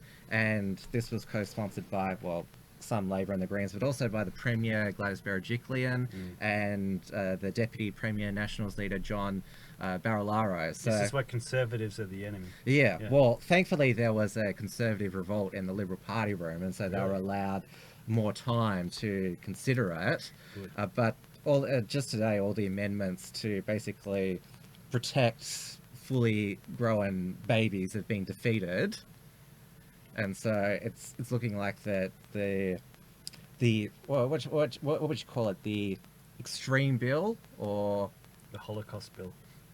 yes, you can call it that. Yeah. That is They literally burn the bodies of the dead babies. Yeah. that is going to pass the lower house, and they're doing the same thing in Western Australia at the moment with euthanasia. They're fast tracking a vote to legalise euthanasia in the state. Labor Premier Mark McGowan, he's rushing through the legislation. It's reported today he's probably already got the numbers stitched up in the upper house, and the new Liberal opposition leader, Lisa Harvey, she's supportive of it. She accepted some sort of petition from some euthanasia advocates. So again, bipartisan, that'd make Western Australia the second state in Australia to legalise euthanasia. And across the Tasman, Jacinta Ardern is spearheading a push to decriminalise abortion in New Zealand. That passed the first reading today, 94 votes to 33. This is why in the US, the Liberals are so scared of Alabama wanting to pass the laws against abortion, because they understand that this is how you get these kind of laws in place. What they're trying to do, they're not going for it at the federal level, they're going for it at the state level, where they control small parliaments, and they can get away with it because people don't pay as much attention to state politics as they do to federal. They only have to deal with revolt, a localized revolt. And so Victoria's put it in, now did you say South Australia? Western Australia is Western Australia, euthanasia, they're gonna aim for yes. it, yeah, and so one by one those states will fall. That's how they do it, and that's how the pushback's got to come in America as well. That's how the pushback will have to come here as well. Yeah, so, well, there's been a trend. These abortion laws have passed Tasmania, Victoria, New South Wales, Queensland, and the ACT, which also include exclusion zones, so you can't hand information to women going into the clinic who are considering an abortion. So they're basically making... And I re-looked the statistics today. We are aborting 80,000 babies a year in Australia. So yeah, How long is it's not yet on par with the UK. It's UK is much more advanced, about 400,000 a year, and that's been going on since like the 70s or something. Well, I don't know, not the 70s, but a long time. At that level, Oh yeah, absolutely. let's say 40 years ago. Something like that. That's what they've been saying, isn't it? 40 I times- can't remember when did, but the UK is definitely 40 very times high. 300,000. Is that 12 million? UK. We need a deathlyzer on the screen. I Well, just just make a clock. I was Just going make to a say, clock like, so that- just put up a number of how many Holocausts is that? That's 2 Holocausts. I don't know. Just keep talking. Yeah. Yeah, Yeah, so, I've said all I need to say. well, New South... Obviously... 1967, the UK Abortion Act was Yeah, right. passed. That was an act, it wasn't a court deciding that Yeah. there was some constitutional thing that legalized abortion. Act was passed October 26th. I don't know. Oh, so you're saying they never asked? Well, anyway, Okay. that's when they started thinking about it. So- And it's now that you've mentioned, asking the public, these abortion euthanasia laws, they're all done by conscience votes. which means that when a voter goes into the voting booth, and well, they normally vote Liberal or Labor, like they're not going to know if the Labor candidate is pro life or pro death, or the Liberal candidate is pro life or pro death. That's a good point. So you're saying that people who run should just actually make it clear whether they're pro-life or pro-death. Yes, because But even if they vote, they don't actually have to go that way. It's like war. It's like it's the same thing. because this wasn't discussed during the state election back in March, abortion Yeah. at all, and Yeah. so 4 months later, the voters weren't asked. Well, people, elected Conservatives, think that at least they've held that off for another 3 years. Yeah. Yeah. I mean, at least with the same-sex marriage issue, the voters were asked. Do you guys? I mean, you're Christian, right? Yeah. You know, they had the heartbeat bill in America. You know, you can't abort if there's a heartbeat. Because when is the soul? Does the soul enter? When does the soul enter a human? You're getting into metaphysics here. Well, I Yeah. mean, it's a big thing, right? I mean, this is what they talk about in Personally, America. my view is that it's the moment of conception. Well, there Yes, you go. I agree as well. Well, there So you go. yeah, in that respect, the morning after pill is murder. Yes, it is. Yeah, but you've just got to call it what it is, as far as I'm concerned. So basically, God is with the kid straight away. Yeah, just the moment, like, Interesting. yeah, because otherwise, like, where do you draw the line? Like, you look at the microscopic image and, like, The you know, cells, yeah. yeah, you've got two cells, and that grows into like something this size. It's, you know, you put the microscope on it, it still looks like a baby. You know, that size, that size, that size. It's still a baby. Yeah, yeah. It's a baby. So if you kill it, you kill Yeah, it. abortion is a very hard topic, isn't it? It's one of those awful ones. It's I not. mean, It's not hard. It's like if you say, okay, it's the moment of conception, and that's it. And that way, and the thing is, this is why the left want to make it hard for us, because, like, abortion is one of the. I'm getting on my high. yeah, horse go, here. go, go, go. Abortion is one of the keys to actually changing the way people behave and the way we think. It changes reality, because if abortion is illegal, not necessarily if contraception is illegal, but if the morning after pill is illegal and abortion is illegal, people start taking responsibility for their actions when they have sex, and all of a sudden sex no longer becomes recreation. So People what can't- about people rape, can't- incest, all those other arguments? Oh, that I find that interesting. Like, I've heard the argument made, like, if someone rapes your daughter, I've heard this argument made. This is not my argument, but I think it's a really strong case. You're going to rip that spawn out and kill it. You're not going to raise the spawn of somebody of a rapist. So in those cases, Yeah, incest, and rape. so there we're talking about, you know, survival of your genes, survival of your people, that sort of stuff. Well, I don't. But going back to, like, abortion, like, it changes the nature of sex. The sexual revolution, it's something that, because of just the way that we've grown up, and we've grown up with living in a society where, you know, like, you can meet a girl and you can have sex, and that's it, and it's fine. That's not how things used to be. And that's what leads to people saying, hey, my sexuality is my lifestyle. My sexuality is going to drive politics and change laws and govern what you can say. It all stems from how people view sex and how people regulate sexual behavior, how Yeah. the state regulates sexual behavior, how morality regulates it, how social pressure regulates it. You change that, you change the world, you change our civilization. And so it was very deliberate when the left pushed to liberate people sexually, or to say to claim that it was liberation, because it changed everything. Because it changed us from being people who looked out for each other and our families and put the family first, to making us completely selfish. Because, like, the sexual urge, it changes your brain, and you change the way that you view sex. You change as a person. Well, for me, it's pretty simple that you don't kill other human beings, and well, this is why the pro-abortionists, they always like to use the term clump of cells to try and dehumanize it. And with regard to the rape question, I think that, well, child should never be punished for the sins of their father. That's what I think. I mean, no, It's a complicated issue, and there's strong arguments on both sides. Yeah, that one. Well, yeah, I'm gonna agree. I mean, you know, if you got these China policies, for example, these one child policies and stuff. I mean, you know, that's kind of extreme. You know, if you're a pro-white person, you might say, well, that's good because although they're not my children, or you know, they decreases the population of these adversarial states, for example, or something like that. So you know, but then if you're a Christian or something, you might be like, well, you know, you're killing God's children, even though they're Chinese.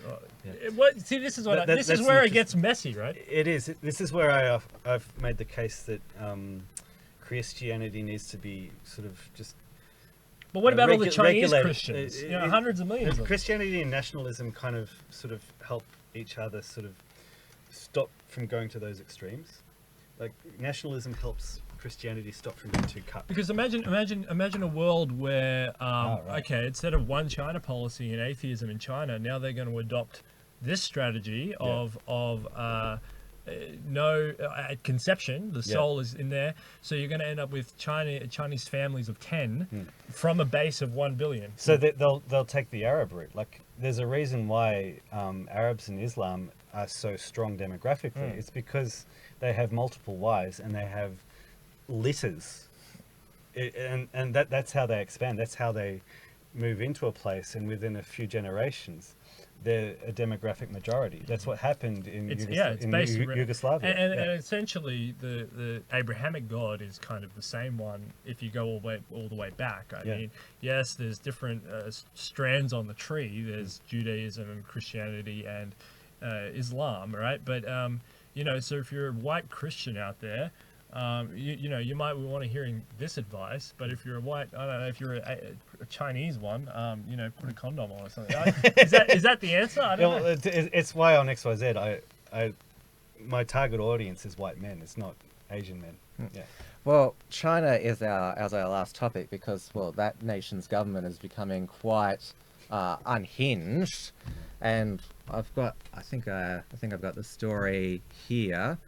Because, well, it's been under scrutiny that the port of Darwin, well, that's been sold to the Chinese, which is considered a national security risk. Now there's these rumours that Australia is going to host US missiles. And so China has said, we will not stand idly by and will retaliate if the US goes ahead with its plan to deploy inter-range missiles in the Indo-Pacific. In the Indo-Pacific, that's interesting. So they're threatening us. Yes. Yeah, we call on our neighbouring countries to exercise prudence, not allow US deployment. Naming Australia, Japan, South Korea as neighbours we're referring to. That would not serve the national security interests of these countries. You know, it's interesting. China, like, you know, 20 years ago, Chinese neighbor would be Mongolia, would be North Korea, would be maybe South Korea. You know, the Chinese, you know, Tibet was a neighbor at one point. I mean, it's gone now. Now we're its neighbor. They're talking about us like they're on our doorstep. So, because they can. This is a fairly interesting move. I mean, the Port of Darwin, it's going to be sold. It's a 99-year lease or something, right? Well, yeah, 99-year lease, which means they're going to sort of own it, operate it for a long time. So we get it back like Hong Kong? Oh, yes. Because, you know, the Chinese will be just as sporting as the British were. Yes, well, China isn't taking too kindly to what's going on in Hong Kong. Their language about what they're going to do to the protesters, they're saying, oh, they're playing with fire. And our senior producer Morgan Munro is over in Hong Kong at the moment, where it's getting. He did an Detonation tomorrow. Watch it. He's coming on. Oh wow, that's going to be epic. Get on that Detonation tomorrow, Morgan Munro. So yeah, it's getting pretty intense there, and it's interesting because like the people of Hong Kong, they must have known this sort of time was coming, and like good on them for making a stand. Yeah, how many million are in Hong Kong? I don't know the exact population. Versus over 1 billion. Yes, but it's for 20 years it's been one nation, two systems. So Hong Kong has been able to maintain its British Anglo system of government.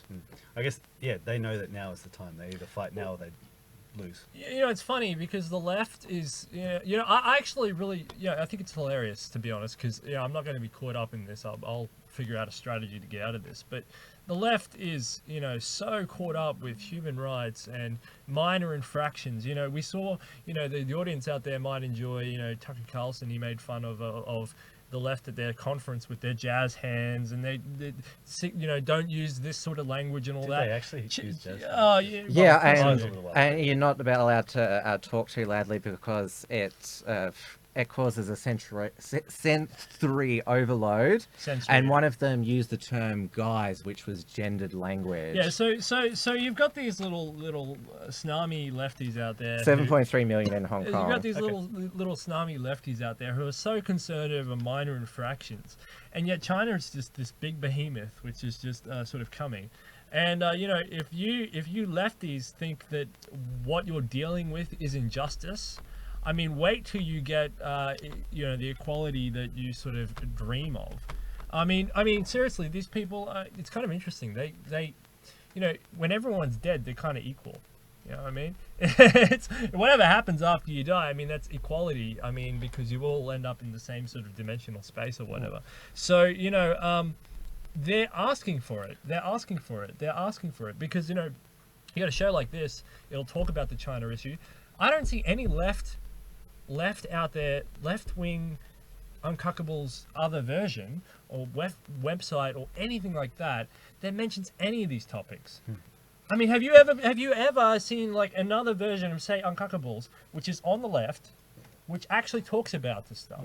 And no, they don't. They always talk about these minor infractions. Those guys are going to get run over and demolished from the evolutionary Both you tree. and I have spoken to Dave Lee, who runs a YouTube channel which is basically dedicated to the threat China poses to basically Australia's prosperity, and he's all over this issue. And yeah, basically China, the more it grows, the more it can pull the pin and ruin us. Yes. And this is why sort of, if we're sort of flirting with having these missiles here which are aimed at China, I mean, China could just yank our exports. By the way, I am 100% behind any missiles the United States wants to put here. Yeah. 100%. If America wants to put a whole damn fleet here in the middle of Ayers Rock, I don't mind. I mean, do whatever they want. I'm pro-America 100%. I'm not cucking on America. America is our number one friend. Whose big idea was it to like make China our number one trade partner? Well, geography. But great idea, people.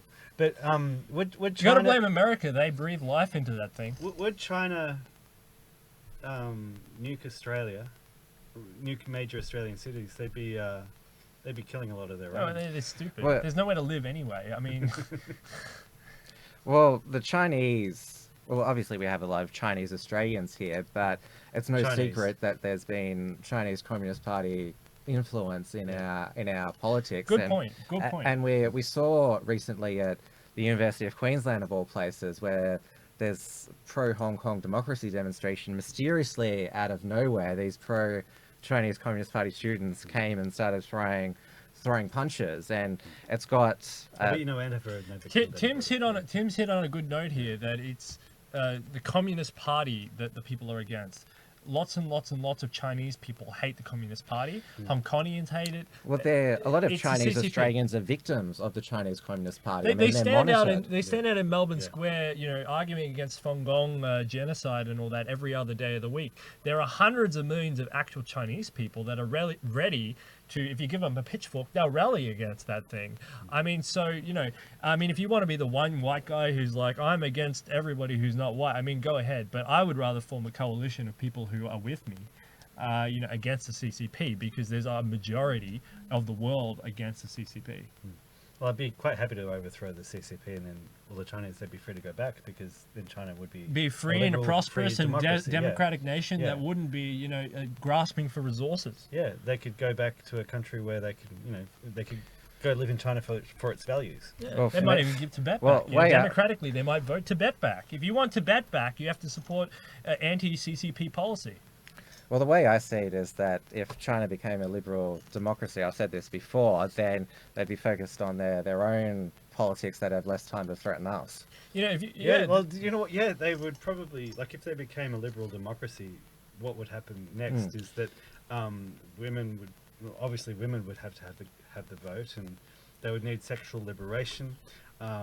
They would need to, probably have gender studies courses in the universities. Well, you know what? Cultural Marxism could come. I just got a message from the Dalai Lama, and he said, "Really good point. I would love to go home." So thanks to the Dalai Lama for that. well, Japan is a liberal democracy. When was the last time they invaded us?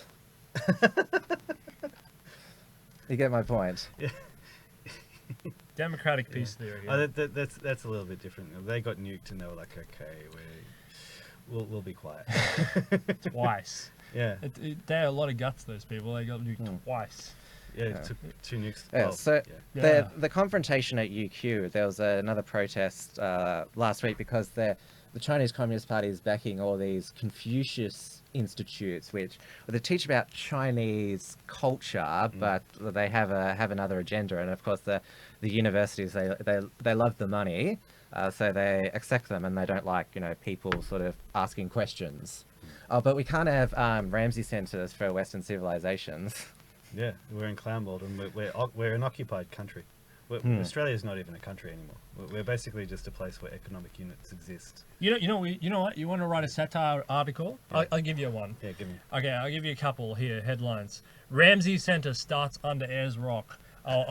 Hundreds of secret Ramsey centers in Melbourne or something like that. I mean, wow. you can start this, or Ramsey Center meetups in pubs or something like this. You know what I mean? You know where I'm going with this? Yeah. You want to start some fake news? Yeah. Ramsey Center, sponsored, in these secret meetings. Chicom's worried about this. Yes, the spread spread of Ramsey centers Ramsey popping up centers, everywhere. yeah. You can't stop Ramsey us. Center's the new face of white nationalism. Yeah, all this sort of stuff. You want to write satire? Get on the Ramsey Center train. I think after the Adam Goods one with the Bradman sound, I don't think I can go there again. Yeah. Somebody said in the comments you'll need a satire license so you can be responsible with your satire. Yes. So we've got another super chat from Port Film Co-op for $3. Doesn't like me. Abortion is not a hard issue, bloody atheists. Seriously, the atheists on the right sabotage everything with Randian crap. Well, Rand, she was childless herself. Get some morals, and Grumpton, Rand, or whatever trip you're on is as bad as Marx. Well, Ayn Rand, she was good on capitalism, but objectivists, they tend to not have children. It's because there's no children in Ayn Rand novels. They're way too selfish. That's a really important point that when you're saying in Galt's Gulch, there are only 2 kids. Yeah, referenced briefly. Yes, and the way she refers to them, like she says, "Oh, you can tell that they were kids who've never been told no," essentially. And you look at all the characters in Galt's Gulch, and you say to yourself, none of these people are actually going to have children. So the utopia that she kind of presents there is a childless utopia that's probably going to need mass immigration from the third world to maintain its economy. So overall, don't treat Atlas Shrugged as your Bible. Yeah, she makes some great points though. Like reading Ayn Rand was one of the things. Yeah. Oh, sorry, no. Yeah. Reading Ayn Rand was one of the. It helped me to understand the idea that democracy is going to be always going to be doomed to fail, because you're always going to have a constituency which is once you can vote yourself resources. Yeah. Once you understand you can vote yourself resources, you win. By definition, there are always going to be half the population who are less well off than the other half. And once they make a majority, well, and you're always going to have a certain degree of the a certain degree of the population who are on top, who realize that it's in their interests to appeal to the half the population who are on the bottom, and so they're always going to be able to outvote the productive. So this is a good part of the demanufacturing of America. I mean, not only USD policy, not only with the currency and all these other things. It's part of it was to create a huge voting class for Democrats. Yeah, I mean that's the thing. And the more poor people you can make, the more voters you get. Yep. So poverty is baked into the cake of policy. It's in their interest to keep people poor. Yeah, why not? We've got a question also from Port Film Co-op who said, "Did you guys hear about how the Chinese have just created a human-monkey Oh, hybrid yeah. So in the this is- mainstream news. No, this is any references between humans and monkeys are now racist. So the Chinese have just committed they've done scientific racism. This is what they've done. So what you're saying is Kamala Harris should nuke China. Yes, this is horrific. This is another reason why China, is a threat, or this might get the lefties on board, because look at this racism coming out from China. Absolutely. I'm pretty sure Alex Jones would have talked about, the Chi-Coms are going to do that. He would have been saying that 3 or 4 years ago. China Just as a has no conspiracy theorist. China has no human rights record, or no care for human rights. Well- So I was always bullish on this idea that China was going to be the first with all the cool stuff Yeah. in terms of Black genetics. Pigeon Speaks has been talking about this too. Yeah, why not? I Yeah. mean, they don't care. They look at the amount of mass genocide they did against their own people in the name of economic policy that went wrong. They don't care about making human monkey, shark fin hybrid, whatever. Yeah. On that note, because Senator Hasty has been criticised for comparing the rise of China to the rise of National Socialist Germany, and he's been basically said, "Oh, you can't say that about China." But if you're going to if you're going to compare China to a country that has committed mass murder, then compare it to the Soviet Union, because that matches their system of government, and B, the Soviet Union killed more people. It's still But also It still the- triggered China. I mean, China, they put out a statement saying, you had a Cold War mentality. And this is another thing, that China is so paranoid about any criticism at all. But the Chinese Communist Party is the same Chinese Communist Party that killed all those people. Yeah, and the Well, that's Cultural obviously- Revolution. Yeah. That part. It's not like in Russia, where the Communist Party has fallen and now it's a new government apparently, but in China it's still the same government that committed that mass murder. Well, and they're still committing those mass murders that we don't know about. Yeah, so you've got to deal with them on the basis that these people, if you go along with this, that they're worse than Hitler. Yeah, I mean, the experiment since 1949 has been horrific. Yeah. I mean, probably the worst in history. And, yes, they're a lot better off now than they used to be. But, of course, the next stage is, I'm not sure if you saw it was an ABC Four Corners piece, but, the way that they're dealing with Muslims in China is putting them in concentration camps. I have no problem with that. I do. All life is valid, yeah. And of course, it's their social credit system, their mass surveillance. I mean, because the Chinese government is now wealthy, they've got access to all this technology now, and so they're basically able to spy on their citizens and basically be 1984. Yeah, and everybody should look into how they got that technology, huh? Yeah, so China, they've amped up the rhetoric this week, so who knows next week. I mean, people say that Trump, he's unhinged on Twitter. He's just it's just empty insults. China, they're capable of really bad things. And they've been- 168. Remember that at the beginning? I said 168 made a great point, or whatever his Twitter, whatever that commenter was. The Twitter is the new bathroom wall. That great point, whoever you were, if you're still listening. We've been going for nearly 2 hours now. Does anyone else have anything that they want to talk about? Just on China, yeah. So China's in our region. It's an interesting country. They don't care about human rights. They're trying to play the game, but there are millions of people, Chinese people, who are against what they're doing. They're just kind of powerless, or they don't have allies. And so what you can do if you want to care about your country is advocate for these groups, these Chinese groups. Because otherwise, if you don't, you're going to have to learn Chinese to battle back against it. And I mean, who wants to do that? Let them do that. You understand what I mean? Outsource that problem to them and defend their rights and their opinions, and they'll all go home. They want to go home. They'll go home wherever they are. I mean, in Malaysia and everywhere. They're fleeing persecution in a way. And if you want to stop that, do that. It's the hardline CCP devouts that are paid. Once you get into money, and once you get business ties and the other things, and I know in Sydney, I'm not going to say where. I have information on huge, what do I call them? Mini cities and things in Sydney that are Chinatowns. Yeah, operating on these lines. I can't go into too much because Gladys or whatever her name is super touchy on this subject. We also You're still going somewhere. Yeah. Well, yeah. So those type of people are the bad people. It's the CCP. So you've got to find the connections. You've got to follow the money on China. If you want to know China, follow the money. And you know what? If you embrace a crypto community, embrace a crypto community that's transparent and that doesn't have centralized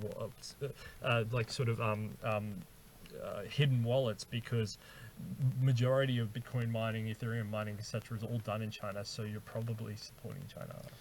Well, what I was going to say there, because you don't like me being Tony Jones and interrupting people. I know, sometimes I want to just hear the end of where it's all going. Yeah. But we forgot to mention another thing that China has been up to this week, because the US came out and called them a currency manipulator. Yep. And so in response, they're devaluing their currency more. So basically a big FU to the US. So yeah, they're acting maniacal at the moment. It's on. And yeah, well, President Z or Zhu? Let's call him Zoo. G, yes. Well, he's president for life now, so yeah, he can pretty much. I don't think you call that president. Oh well, dictator for life. Yeah. So yeah, it's probably going to get a whole lot worse, but we've known this is coming for about 20 years. Yeah, and the left has done nothing to stop it. The left has been pro open borders, pro immigration, unfettered and unchecked. And now we have CCP money going around, and that's it's your job, if you're out there and you're worried about this, to track that money and find those communities, to align with people. Because the other thing is, what are you going to do? You're going to run out there and murder these people in the street? I mean, that's stupid, right? You're going to go to jail. You're going to get caught because the system, that's the way the system is set up. So if you want to get smart, or if you don't, you're going to get run over and or flee. Or the left will stay. The left will stay until they get killed. So On China, I've got to say, I welcome chaos, basically. Because you look at the government at the moment, from my point of view, you've got a government, whether it's right or left, is instituting policies which are betraying the Australian people. So if you have something that's coming into the system and turning things upside down, challenging the order, that's what we're looking for, to actually change the way that we actually run things. So, bring it on. The other thing we didn't get time to discuss was Iran seized another ship in the Persian Gulf. We should probably bomb Iran to save Israel in that case, yeah. Well, it's funny they just keep doing it, yet I thought the neocons, they couldn't wait to bomb and invade Iran, yet they're just taking tanker after tanker. Yeah, I've still got the theory that Donald Trump is just still holding them on their leash, just. Well, Rand Paul is now his new Iran advisor rather than John Bolton, so... That's interesting. Yeah. All right, so we might wrap it up now. Of course, check out the xyz.net.au. That's it, just come straight to the website. Facebook is dying, so follow us on Gab and just come straight to the site. And of course, check out the Unshackled.net. We've been very busy this week, producing a lot of news and video content. Make sure you check out my show, The Unshackled Waves, and also Steel Show, Detonation. Absolutely, yeah. Good to be with you, everybody. Thank you, everyone, for watching. It was a good audience tonight. Make sure that if you're not... someone said, why aren't they talking about the cash ban? Let's... We talked about it last week because they mentioned it. So go back to last week. Yeah. Watch the end of last week's show. We haven't got time to... Yeah, exactly. So we're nearly at 400 subscribers for the channel. So if you haven't yet, make sure you subscribe. We know that YouTube is messing with all our channels at the moment. and also trying to limit the reach of our videos. You've all noticed it, haven't you? Yeah, yeah. I'm surprised that we're still on the air, so just enjoy it, people. Yeah, they're gonna pull everything. They will pull everything eventually. So thank you again for watching, and we'll see you next Thursday at roughly 8:30 p.m. Thanks, everybody. Bye. Ooh. Detonation tomorrow. Tune in. The